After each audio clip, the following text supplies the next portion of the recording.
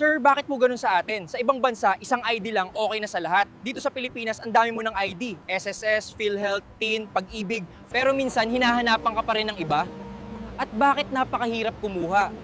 Ano ba ang meron sa sistema natin? Tol, alam mo, ang pagkuha ng valid ID sa Pilipinas, hindi yan simpleng proseso. Yan ay isang initiation right. Para kang contestant sa Survivor Philippines, pero ang premyo hindi milyong piso, kundi isang pirasong PVC card.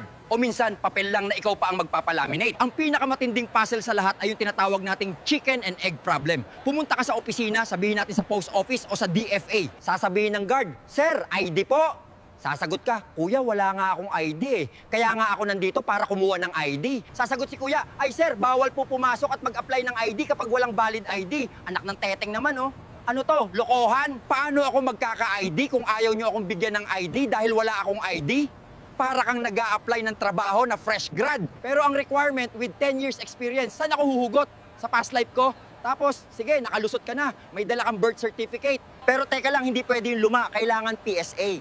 Kailangan yung security paper. At dapat, issued within the last 6 months. Teka lang, nagbago ba ang birthday ko? Nagbago ba ang pangalan ng nanay ko sa loob ng 6 na buwan? Hindi naman, di ba? Yung facts ng pagkapanganak ko, same pa rin nung 1990s. Bakit kailangan bago ang papel? Alam mo kung bakit?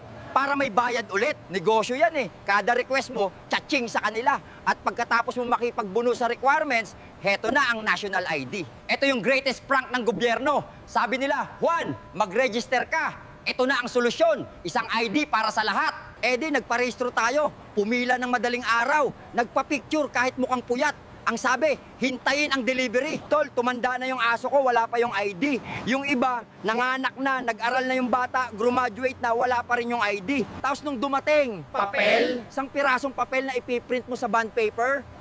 Tapos sasabihin, digital ID daw. Eh kung papel lang pala, sana sinend nyo na lang sa email ko. Ako na nag-print noong 2021 pa. Billion ng budget, pero ang quality, parang project sa art class ng grade 1. Isama mo pa yung walang kamatayang system offline. Pumunta ka sa SSS, sa LTO, o sa munisipyo. Alas 9 pa lang ng umaga. Lalapit ka sa counter. Ang sasabihin sa'yo, Sir, balik na lang kayo. Offline po kami. Offline? Bakit yung Facebook nyo online? Bakit nakakapag-YouTube kayo dyan sa counter? Yung aircon gumagana, yung chismisan nyo gumagana, pero yung serbisyo, offline. Minsan iisipin mo, offline ba talaga ang system? O tamad lang mag-type si ate? Dahil sa Pilipinas, ang system offline ay code word para sa tinatamad kaming magtrabaho, umuwi na kayo. Kaya tol, sa totoo lang, ang valid ID sa atin, hindi lang yan proof of identity. Yan ay proof of patience. Yan ay patunay na kaya mong tiisin ang init, ang pila, ang sungit ng empleyado at ang bulok na sistema. Pag may valid ID ka, isa kang bayani ng pagtitiis. Nakakalungkot lang isipin, sa ibang bansa, ang ID, karapatan mo yan. Ibibigay sa'yo kasi citizen ka.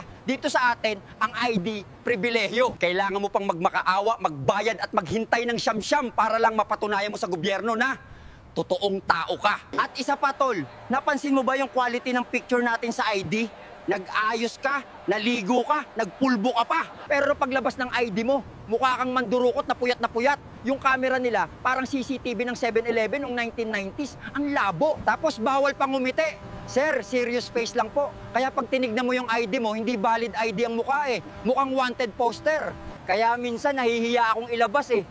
Baka imbis na papasukin ako ng guard, pusasan ako. Kaya payo ko sa gobyerno, ayusin nyo ang sistema nyo. Gawing simple, gawing mabilis, gawing matibay. Dahil kami ang boss, kayo ang empleyado. Hindi kami nagbabayad ng buwis para pahirapan nyo pumila at bigyan ng papel na ID. Kung hindi nyo kayang bigyan ng dignidad ang pagkakakilanlan ng Pilipino, wag na kayong humingi ng ID sa amin. Ang hingin nyo na lang. Pasensya. Dahil sa bagal at gulo ng sistema nyo, isa lang ang masasabi ko sa inyo, mga ungas!